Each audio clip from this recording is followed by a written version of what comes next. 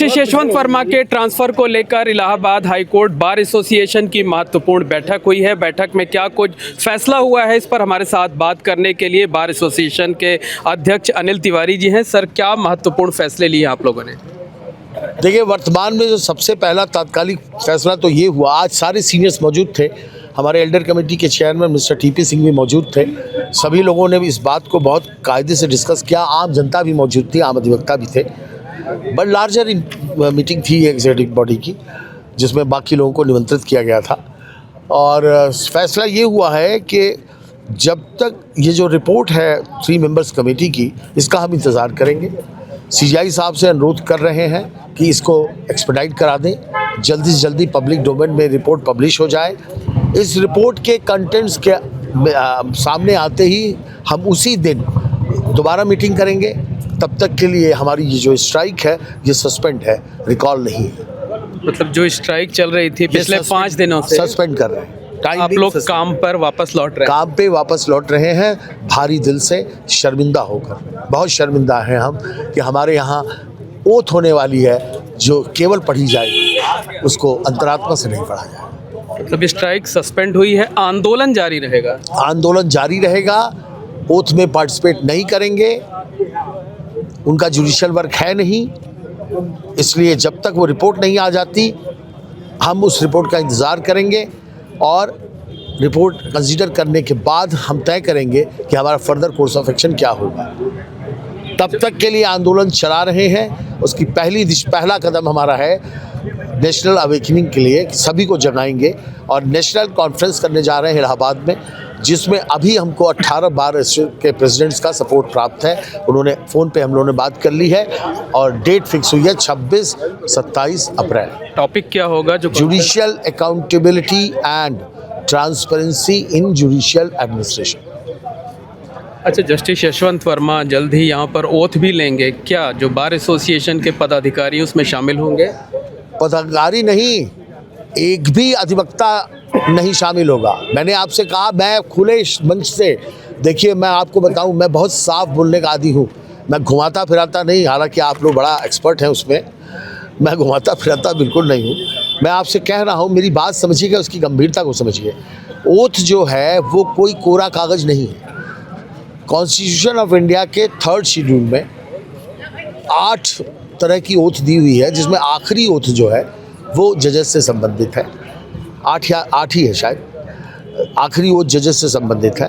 उस ओथ को भगवान के नाम पे लिया जाता है और ये कहा जाता है कि वो संविधान की और कानून की रक्षा करेंगे, फियरलेस होके, किसी तरह का इंटरेस्ट नहीं होगा। ये है। यशवंत वर्मा साहब ने पहली ओथ ली इलाहाबाद में, सिंबावली के कांड से आप सब परिचित हैं।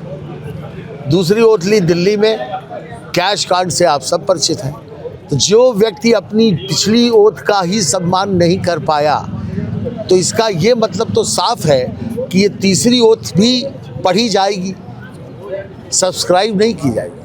अच्छा, इलाहाबाद में लॉयर्स स्ट्राइक पर रहे, आप खुद सीजीआई से मिले, कानून मंत्री से मिले, उसके बाद सुप्रीम कोर्ट ने इनके जुडिशियल वर्क पर रोक लगा दी।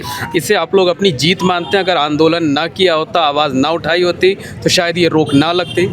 इसका जवाब तो आप सब जानते हैं, मेरे मुँह से क्यों खिलवाना चाहते हैं।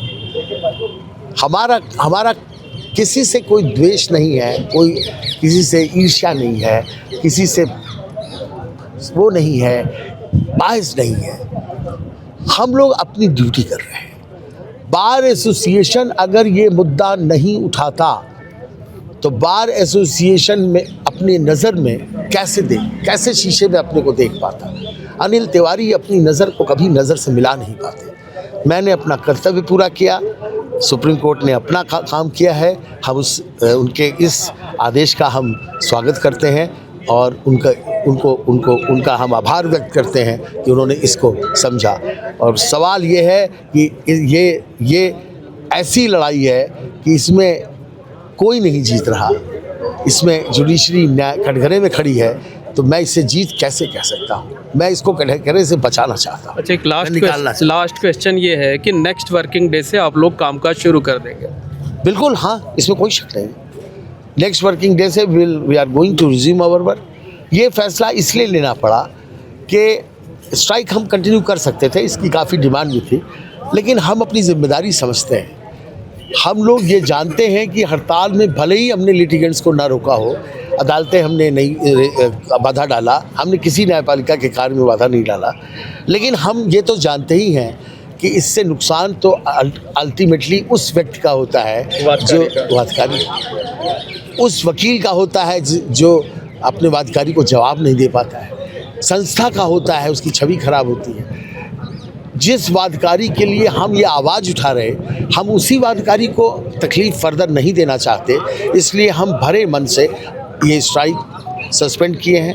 आज हम शर्मिंदा हैं क्योंकि वो ओथ होने जा रही है जिस ओथ में हमें आज हम बहुत शर्मिंदा हैं। ठीक है, बहुत बहुत धन्यवाद। ये बार एसोसिएशन के अध्यक्ष अनिल तिवारी, जिन्होंने इस बात का ऐलान किया है, इस बात की जानकारी दी है कि Allahabad high court bar association की जो हड़ताल चल रही थी वो हड़ताल स्थगित कर दी गई है। नेक्स्ट वर्किंग डे से इलाहाबाद हाई कोर्ट के जो वकील हैं वो काम पर वापस लौट आएंगे, फिर से कामकाज शुरू हो जाएगा। और दूसरी जानकारी उन्होंने दी कि हड़ताल को स्थगित किया गया है, लेकिन जो आंदोलन है वो आंदोलन जारी रहेगा।